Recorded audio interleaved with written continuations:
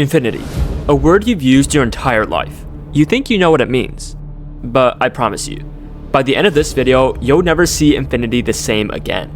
Because infinity doesn't just mean really big, and if that's all you think it is, then math has been lying to you. Let's start with the version of infinity everyone knows.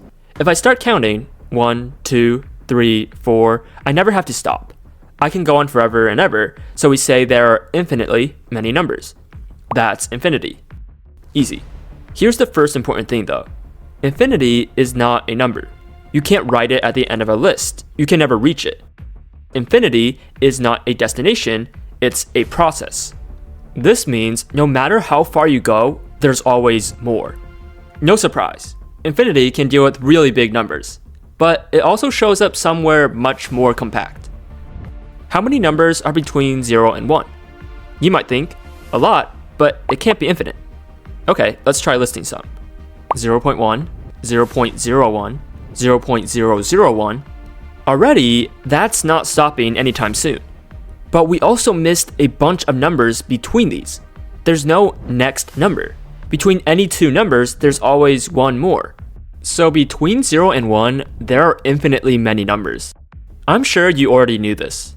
So far, we've looked at two infinities. The infinity of numbers between 0 and 1, and the infinity of whole numbers. But this is where infinity stops being friendly. In the 1800s, a smart guy named Georg Cantor found something that completely baffled mathematicians. There are more numbers between 0 and 1 than there are whole numbers altogether. Now, that sounds impossible. The distance from 0 to 1 is finite. So how could a tiny finite interval contain more numbers than something that's unbounded and goes on infinitely? Here's the only problem. The claim is true. The whole numbers can be counted and ordered. First, second, third, fourth, and so on. But as we saw earlier, there's no way to count the decimals between 0 and 1. It's impossible to make a complete list. No matter where you start, or how you list your numbers, there's always going to be one more number that you missed. This is called uncountable infinity.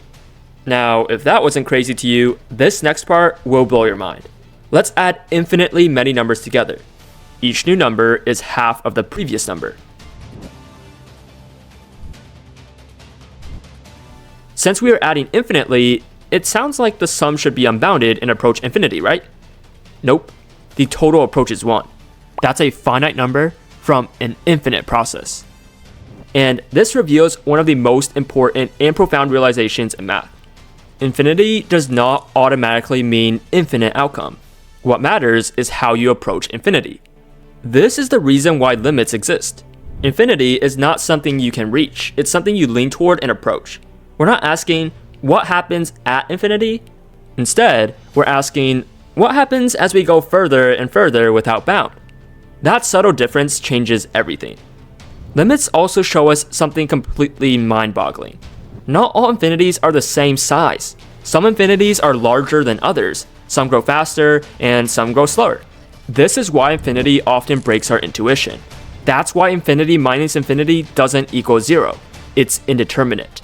That's also why infinity over infinity isn't 1, why 1 to the power of infinity isn't 1, and why we don't know what infinity times 0 is.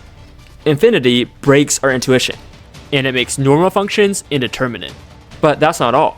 It also breaks the laws of reasoning. Imagine a hotel with infinitely many rooms.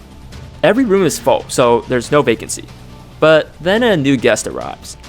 You're probably guessing the hotel would have to turn him away. But the hotel can actually still fit him. How? Well, we just move each person down a room.